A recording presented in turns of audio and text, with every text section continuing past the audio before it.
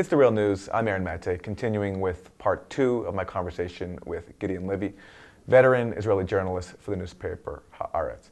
So Gideon, we're in Washington at this conference, the Israel Lobby and American Policy, and it's being held on the eve of the annual summit of the American Israel Public Affairs Committee.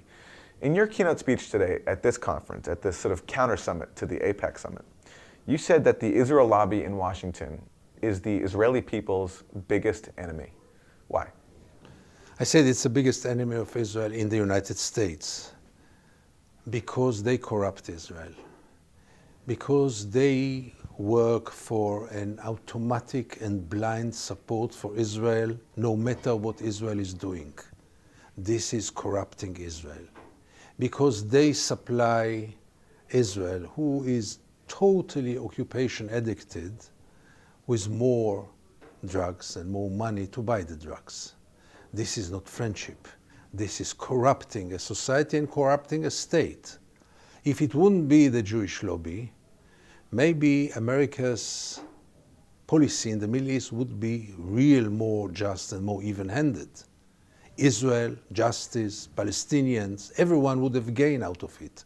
But as long as the United States are so one-sided for the occupier, and as long as the Jewish lobby has an influence on this, this, in my eyes, is really corrupting Israel. Let me ask you, do you think sometimes some critics of the Israel Lobby go a little bit too far? So for example, some argue that the Israel Lobby played a big role in the invasion of Iraq. And I think they also forget that, on key issues where the US government wants to go a certain way and the Israel Lobby doesn't, that the Israel Lobby is told to fall in line. Like, for example, they opposed the Iran nuclear deal, but they lost that. So is there a risk of not dismissing its importance, but is there a risk of maybe inflating just how influential it actually is?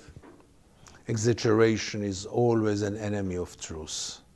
Those who blame Israel or the Israeli army as a Nazi army are just counterproductive, because by the end of the day, Israeli army is committing crimes, but it's not comparable to the Nazi army.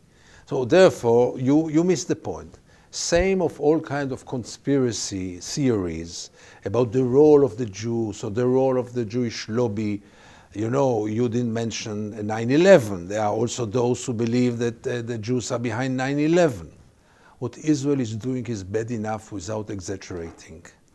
What the lobby is doing for occupying Israel, for Israel as an occupier, is bad enough, and you don't need to exaggerate. But still, by the end of the day, the Jewish lobby, together with the evangelist lobby, don't forget the Christian Zionists, who are no less powerful than the Jews and maybe even more. Right. But they together create an unbelievable situation in which, in many cases, one should ask himself, between the United States and Israel, who is the real superpower and who is in the pocket of whom? For many years, this was an open question. Well, famously, Bill Clinton asked that question after meeting with Benjamin Netanyahu. He said, who does he think the superpower is around here? Absolutely, and in a very unbelievable or ironic way, the 8 years of Barack Obama made this question even more an actual question. How so? I think that under the 8 years of Barack Obama, Israel went wild like never before. Benjamin Netanyahu, who started his term with really being afraid of Barack Obama, realized that this man, in terms of the Middle East, was a paper tiger. And he realized he can do whatever he wants. He's not going to pay any price. And therefore he went wild, and he really ignored Barack Obama. Right. It got to the point where even during the Israeli invasion of Gaza in summer of 2014, Obama even helped rearm Israel after it ran out of ammunition after firing so much on the Gaza Strip. Say no more. Say no more. Yeah. Barack Obama, whose heart was really in the right place, who knew one or two things about human rights, about the Palestinians, who compared once the Palestinian destiny to the black slavery in this country, he was a full collaborator with the Israeli occupation. And this is a theme that runs throughout your work for many years, where you've pointed out that some of the most dangerous people on the ground in the occupied territories are people with soaring rhetoric who sound nice, who sound like they care about Palestinian rights, like Shimon Peres and even Yitzhak Rabin, who was known as a peacemaker. Yeah, I'd rather have the extreme right-wingers on the hypocrites.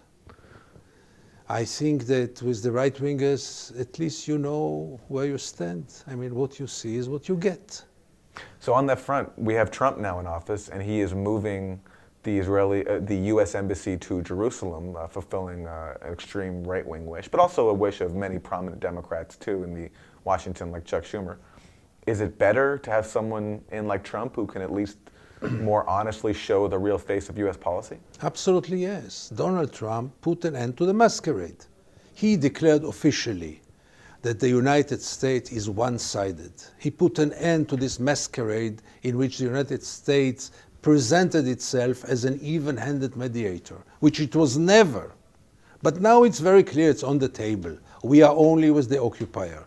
We are only with Israel. We ignore totally the Palestinians. They are worth nothing for us. And by the way, he also declared the official death of the two-state solution.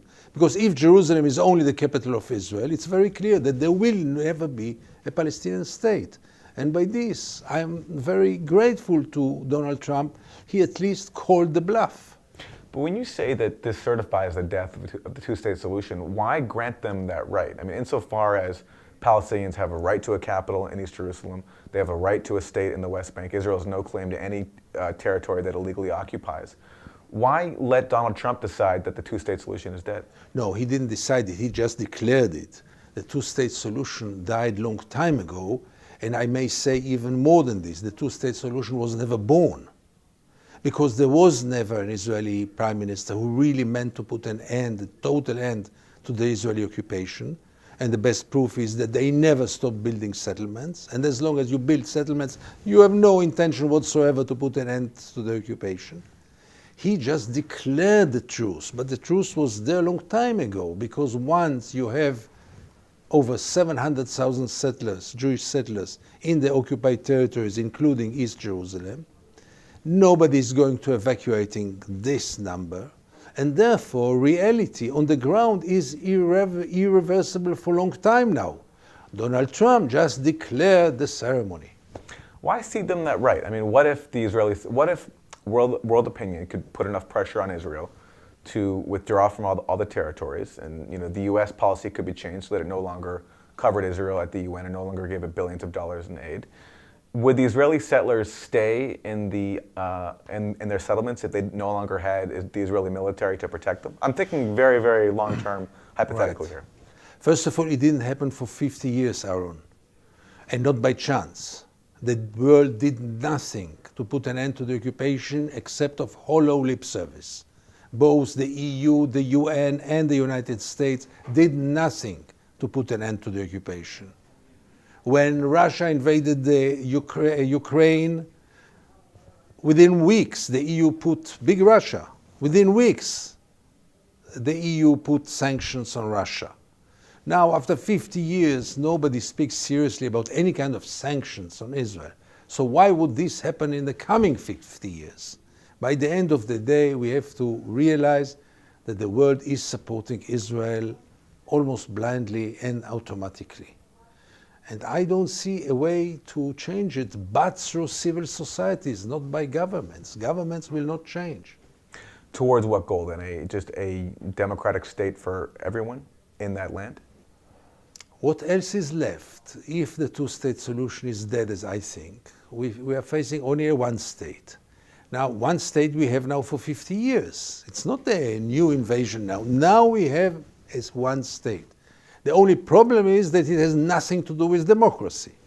Because as long as you govern another people in such a brutal way through a military occupying force, you have nothing to do with democracy, even if it's only in your backyard. But it is there, it is in our backyard. Even if in the front Israel is this lovely darling of the West with its lovely, charming, liberal democracy for its Jews, in their backyard there is this one of the most brutal tyrannies on earth. So this cannot be perceived as democracy. The struggle must be from now on to change this reality. In other words, to change the regime between the river and the Mediterranean. Changing the regimes means to go for real democracy. Who is against democracy again? I would like to know in this country, in my country, who is opposing democracy?